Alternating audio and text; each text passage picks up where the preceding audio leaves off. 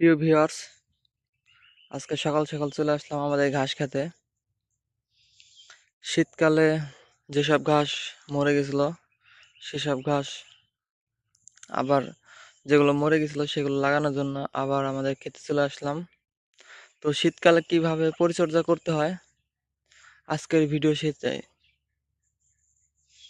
আজকের ভিডিওতে দেখাবো শীতকালে কিভাবে পরিচর্যা করা হয় এবং ঘাস মরে গেলে কিভাবে লাগানো হয় সেই ভিডিও।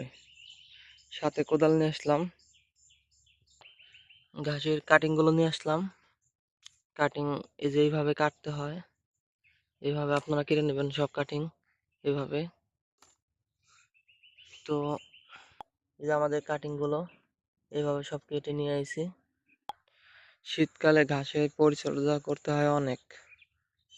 তো আমাদের যেখানে যেখানে ঘাস মরে গেছে দেখতেই পারছেন যে আমাদের ঘাস অনেক ফাঁকা ফাঁকা হয়ে গেছে, মানে বৃষ্টি পানিতে মানে এক্ষেত্রে তলিয়ে যায় না, কিন্তু পানি মাঝে মাঝে যেখানে বেঁধে থাকে সেখানেই ঘাস মরে যায়।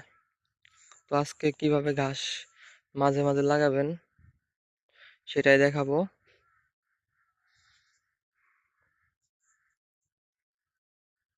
এই যে আমাদের ঘাস সব কেটে নেওয়া হয়েছে।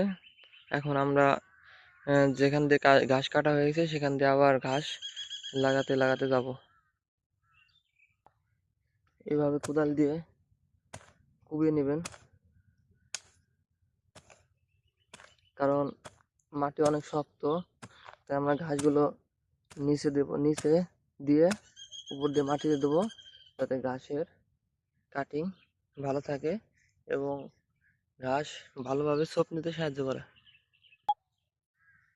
তো আপনারা এভাবে ঘাসের কাটিং লাগাবেন,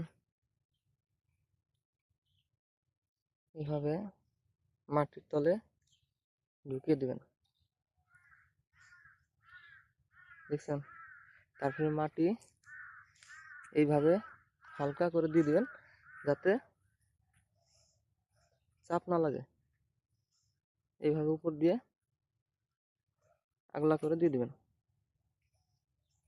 তো আমাদের গাছ লাগানো হয়ে গেল। 7-8 দিন পরে এখান দিয়ে কুশি বেরোবে, তারপরে ঘাসের এই যে এইভাবে ছোপ নেওয়া শুরু করবে।